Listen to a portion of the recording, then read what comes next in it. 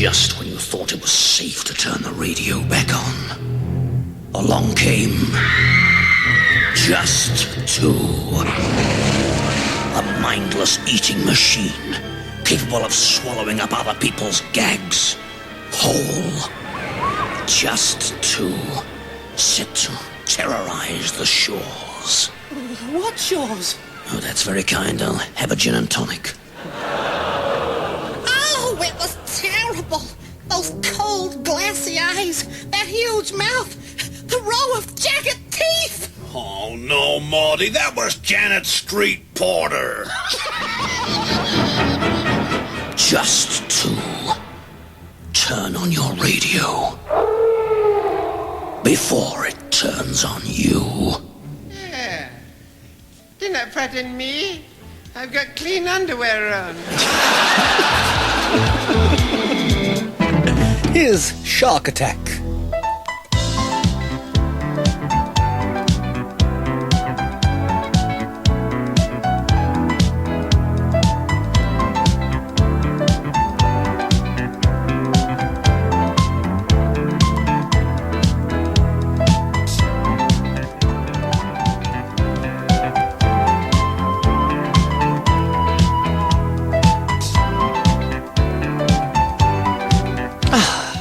Gentle opener for a Shark Attack, living in the UK. And why not? Because, let's face it, this is a wonderful country. Where else could you walk down the street, meet a complete stranger, have dinner with him, and then be invited to spend the night at his home? Exactly. And that happened to you? No, but it happened to my sister. Yes, and there's some strange goings-on here in London, too. Have you ever heard of the Bermondsey Triangle? What, you mean that strange circle from which people disappeared? Men have been seen walking down Bermondsey High Street 1 minute, and the second minute, gone. Listen, I tell you what, that's got worse since that massage parlour opened and all. Well, you've been down there recently, Lord Pornford. What exactly happened? A lady dressed like a sort of hussar beckoned to us. "Come inside," she said. "The place is full of fun-loving girls." Thinking only to have perhaps a game of tiddlywinks, we entered. As we did so, this commission heiress gave me a knowing look. "Some of the girls are naughty," she said. "Ah," I thought, "perhaps they tiddle when they should be winking." And it's a good trick if you can do it, too. I mean, the whole country's gone sex mad, it has. I mean, you go talking about things like that, you're going to encourage it, ain't you? Some of them don't need much encouraging, you ask me. Oh, don't look at me. Well, it's every way you go, in it. I was in a club the other day and a girl came out and did the dance of the 5 balloons. Do you know, for 2 pins I'd have walked out. Found the 2 pins and I got chucked out. Now in the street there is violence and lots of work to be done. No place to hang out or washing, and then I can't name all Avenue. And then we take it higher. Hey, we gonna rock down to Electric Avenue. Great. Eddie Grant. His brother's in the civil service, you know. Government grant.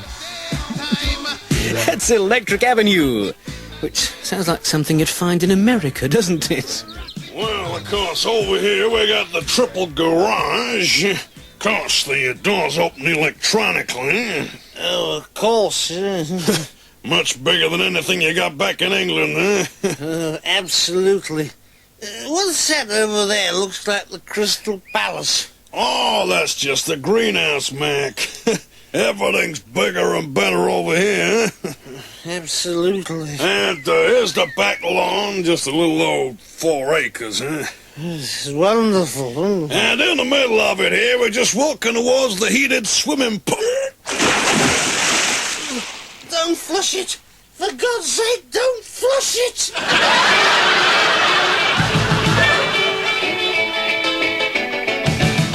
We're going on a holiday now, going to take a villa, a small chalet. Costa del twisted by the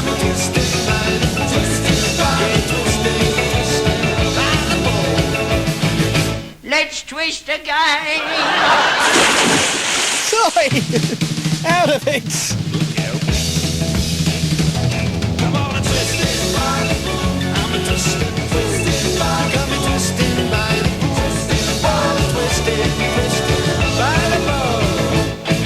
Dire Straits and the new one, Twisting by the Pool. How very gay. Yes, over in America they do all kinds of things by the pool. In Vegas recently, a guy came up and he told me about a millionaire who lived there in Vegas who decided he wanted to give an unusual party for his friends. He called the party Night in the Everglades. From Florida, he flew in palm trees, tropical brush. He lines them around the pool. He flew in a Seminole Indian rock and roll band called Bow and the Arrows. He also flew in 20 alligators. He puts them in the pool. To impress his friends with how liberal he was, he invited his Negro gardener. Personally, I think you're being pretty damn liberal when you bring alligators. But the party's going on, everybody's having a ball. And the host stops the band, he gets the guests around him. He says, look, as an added surprise, I've decided I'm going to offer either my daughter's hand in marriage or $1 million to any guy who'll swim that pool of alligators. There's an immediate undertone of conversation. Well, everybody talking. Splash! They turn and look, and there goes the Negro gardener down the pool. When he gets out of the other end, the undertone in conversation increases. And the fella's friends go to him and they say, Fred, you made the offer. You gotta pay off, Fred. If you don't, everyone will say you're not a man of your word. Fred goes over to the gardener and he says, you won the bet. Which do you want, my daughter or the $1 million? And the fellow said, neither one. I want you to tell me who shoved me in that damn pool. Say, get me an alligator sandwich and make it snappy. One of the alligators was such a snob. Well, apparently you could trace his ancestors back to the handbag counter at Harrods.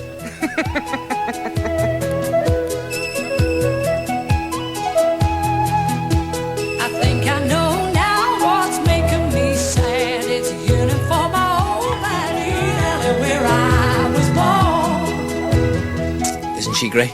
Elkie Brooks and Gasoline Alley. They were so poor there, they used to mug tramps. Any cat with a tail was a tourist. Had enough yet? Right. Back to the gasoline, I think. I there. Fill it up, Adrian. Right, sir. Here, Gaffer. Would you mind turning your engine off a minute? We can't keep up with you back here. Hello, Jeff. You still out of work? Oh, I got a nice job. Nice steady job. Oh, what do you do? Change the prices on petrol pumps.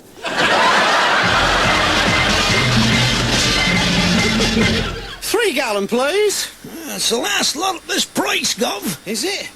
Right, fill her up. That'll be £18.50, Gov. Oh, well, won't be any more at this price, eh?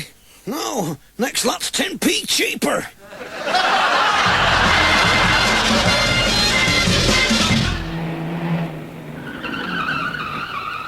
Hello there. Are you having any trouble? Yeah, I run out of petrol. Oh, well, follow me. I got a full tank.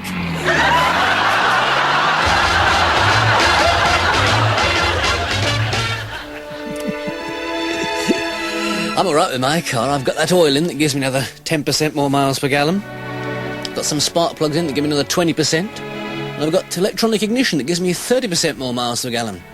I have to be careful. If I drive it too far, the tank starts overflowing.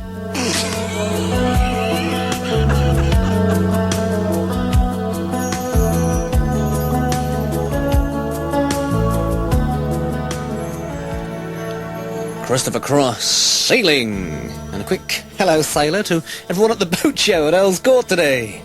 Wait a minute. Where's the shipping forecast? Be warned, me hearties. There be a storm blowing up from the Azores. What Azores? Oh, that's very kind. I'll have a gin and tonic. As the storm rises, Captain Cleese sits below decks, writing in his log. Well, they might have given him a cabin. They did. It was a log cabin, yeah. Dear logbook. This morning, Mr. Hatch brought up my cocoa at 8 o'clock. Serve him right for drinking it at 7:30.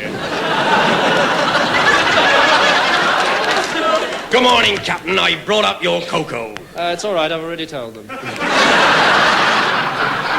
I stood in the pilchard with a spanker blowing through my hair and the salty bloaters spinning before the goblets. It's a man's life, I tell you. A man's life, I tell you. I'm so sorry, Ned. Never throw into the wind.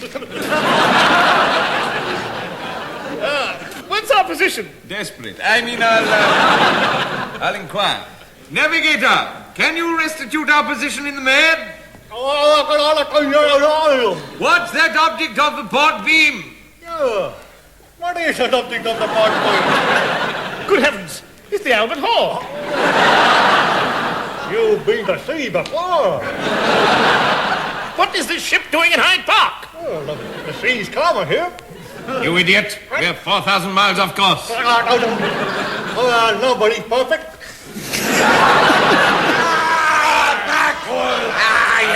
Mutinous dogs! Where's Mr. Christian? Mr. Christian! So do me a favour, what do you want?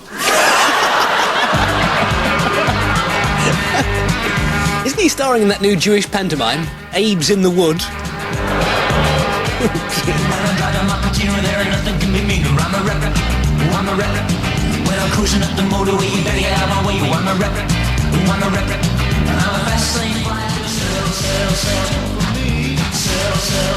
The Chromatics and I'm a Rep.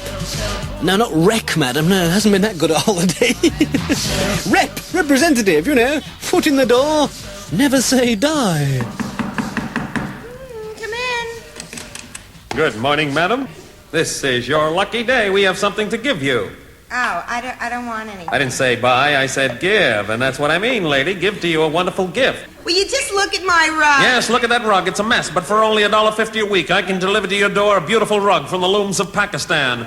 This will be delivered to you by a uniformed Buddhist who will, at no additional charge, teach you the strange and hypnotic powers to enable you to cloud men's minds so they can't see you. I don't want a rug, and I don't want to cloud men's minds. My husband is upstairs very sick. Well, in that case, lady, could I interest you in a black dress? My husband isn't going to die. He just broke a leg. In that case, madam, don't you agree with the old expression, a little insurance is the best policy?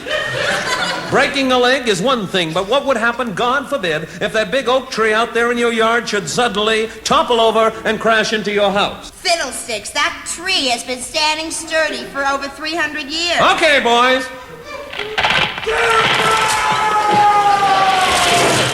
Oh, my tree! Oh, my house! Oh, my papa! Oh, my papa is correct. You have just won a year of free cha-cha lessons at the Gladys Kimberly Dance School. What a salesman. He sold a farmer a milking machine once, only had one cow. And he took that as a deposit. My friends say I'm a fool, it doesn't matter. They don't see you. I love you, I do. Steady, sailor. That's the kids from Fame and their new 45. It's called Mannequin. Radio 1, stereo.